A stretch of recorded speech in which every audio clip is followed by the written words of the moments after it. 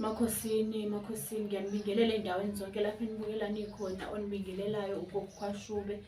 Namhlanje bengithanda ukuthi nje sizokhuluma ngendaba yabantu abahlushwa uvalo. Kunabantu abaney'nkinga kakhulu, uthola ukuthi umuntu unenkinga yokuthi uhlushwa uvalo, lolu valo angalazi ukuthi angalenza njani. Kwesinye isikhathi kuyana ney'khathi ukuthi mhlampe kungasikhathi sini, omunye useze uyaqaphela ukuthi ngesikhathi esiwukuthi mhlampe emini noma ebusuku kuba nalolo valo olungishayayo nje. Uvalo luhlukene kaningi-ke batakwethu, ingakho ngithanda ukuthi namhlanje-ke sibonisane ngendaba yalo uvalo. Uvalo luhlukene kaningi, uthola ukuthi uvalo olenziwa isithunywa, uthola ukuthi unovalo olenziwa abantu abadala, uthola ukuthi unovalo olenziwa ubuthakathi, hlampe uyakhafulwa. Ma ukhafulwa kuba nezikhathi la osuke uzoqaphela khona ukuthi njalo ngesikhathi esiwuthi mhlawumbe njalo ngo-12 ebusuku noma ngo-12 emini kuba novalo njena yokuthi noma kade ngizumekile ngilele bese ngiyaphaphamisa yilona lolu valo elungishaya, kube seqede kube ngazuthi ngidabuka isifuba, kube sekuba ngazuthi khona into engizuyizuza usabe, ngisho ukusaba. Kusuke kukhona umuntu osuke ekhafula mangaba ukuthi lolo valo uyakwazi ukuthi ukale izikhathi ukuthi lolu valo lushaya ngesikhathi esiwukuthi. Kube sekuba khona lolu valo lolu olenziwa abantu abadala. Ngalesikhathi osuke ushawa uvalo kusuke kunabantu abadala abakhona abakuwena, mhlambe kusuke kunodaba abaza nalo kuthi ngokuthi izinto zakho azikaka-connect kahle, abakalungiselwa kuwena ngendlela efanele. Uthola ukuthi kuzoba novalo nje oluzokushaya qede futhi ungazi ukuthi kwenzakalani, bese kuphinde futhi kube into enjena edlulayo leyo. Kwesinye isikhathi likushayela likubelesele kaningi, lokhu likushayela likubelesela, uzuzibuza ukuthi kodwa Jehova ngizozwani, ngizobonani, kuzokwenzakalani, mhlawumbe khona into erong ezokwenzeka emndenini kuphinde kungenzeki lutho. Kusuke kuyibona-ke abantu abadala le isayini yabo ukuthi suke bese befikile kuwena, kodwa kunodaba abafuna ukulikhuluma nawe, kodwa ngendlela yokuthi abakhona ukuthi ba-connect nawe ngenxa yezinto ezingakaqondaniswa kuwena nabo, ukuze nikwazi ukuthi mebefika kuwena bafike uzwe ukuthi no, sekufika abantu abadala-ke manje futhi bayakhuluma bathi, usuke uba nalolo valo-ke ebese liphinde futhi luziphelele. Yingakho-ke ngithanda ukuthi namhlanje-ke sizobonisana ngalo indaba yovalo, ngoba abanye abantu bahlushwa ukuthi banovalo kodwa manjena abazi ukuthi lubangwa yini. Umuntu osuke ezokuhlukanisela-ke kulolo valo umuntu osuke ewumelaphi wendabuko noma umuntu onesithunywa, ngoba nawe ungazihlukanisela kwayiwena ngoba uyazi ukuthi lolu valo lukushaya mase kwenzakalani. Omunye lumshaya lolu valo bese kuze kungathi angafikelwa isibibithwane sokuthi ngathi ngavele amansana aqhume nje ngomhayizo amesana akhale engazazi naye ukuthi ukhalelani, kwenzakalani.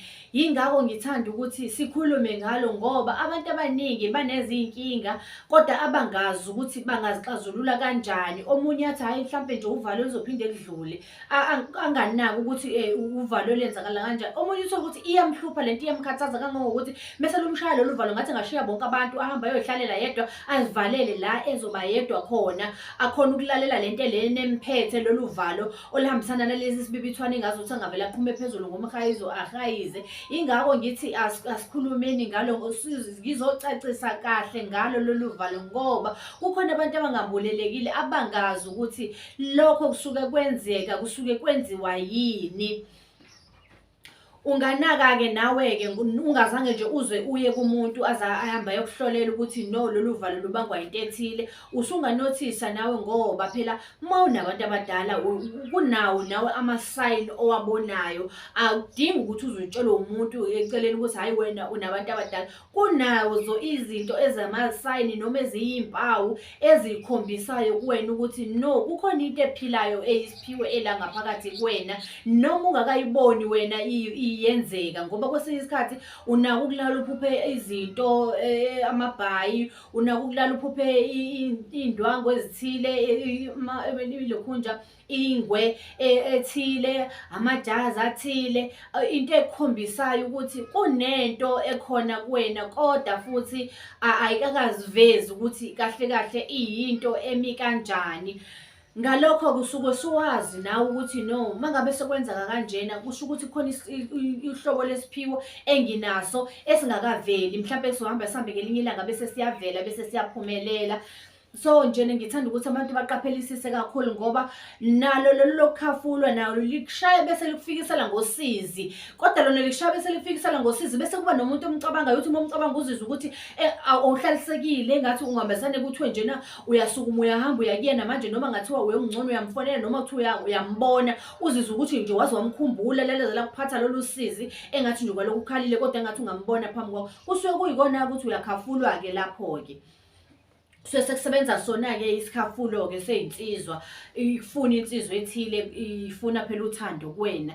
So-ke ngiyathanda nje kakhulu ukuthi abantu baboqaphela izimo ezikanjalo ngoba kwesinye isikhathi omunye ushawa uvalo kanti kunesilwane esimlandelayo, isilwane ahamba naso. Isona lesi esithi mengabe ehamba ngisho endleleni ezwa ngazuthi khona umuntu ozomfica ola ngemuva oseduze olandele eduze emva kwakhe, kodwa ongazamfica athi noma uyaqalaza ngemuva akamboni lowo muntu. Abe nalolu valo lolu engathi angathuka nje lokho eqalaza. Kusuke kuyisilwane-ke futhi naso leso-ke. So-ke ngiyathanda kakhulu nje ukuthi siqaphele izimo ezinjalo ngoba ziyingozi. Kufuneka kwesinye isikhathi sizinakekele izinto, singagcini sishawa izinto kanti mhlawumbe izinto ezingalungiseka ngoba inkinga yovalo nje into elungisekayo, ayinankinga, iyalapheka iphele leyo nto. Omunye unenkinga yokuthi izulu kumele izoduma, mese kuliduma ezwe uvalo oluyisimanga sabe angazazi nokuthi azenze njani. So-ke iyalungiseka nje bantakwethu leyo nto, ungaze ube nenkinga uzutshela ukuthi hhayi kushuthi wena izinto zakho ngeke zisalunga. Kusuke kuyinto elungisekayo kuwukuthi nje kuphela wena kuwukuthi fanele usukume ulandelele isimo sakho. Ngiyabonga kakhulu nisazobukela ey'ndaweni lapho enizobukelani khona. Ngomhla ka-1 nomhla ka-2 nomhla ka-3 ngizobe ngilaphayana eSoweto eProtea Glen. So abantu abaseGoli basondelela eduze baqoqane nje bahlangane ey'nkingeni zonke abanazo, abanye bafone bang-update ukuthi mhlawumpe ezinye izinto zingasali ngephutha izinto zabo abazidingayo. Asibonaneni khona-ke bantakwethu ngo-7 ekuseni nje ngomhla ka-1 Soweto Protea Glen. Umakhosi uyaqala ukusebenza. Ngiyabonga kakhulu nisazobukela ey'ndaweni zonke lapho enikhona. Inamba yami iyona le ngayo lapho ngezansi kwesikrini, iyafoneleka, WhatsApp nako-Facebook futhi ikhona, ne-TikTok, YouTube ikhona bantakwethu. Ngiyabonga kakhulu makhosi.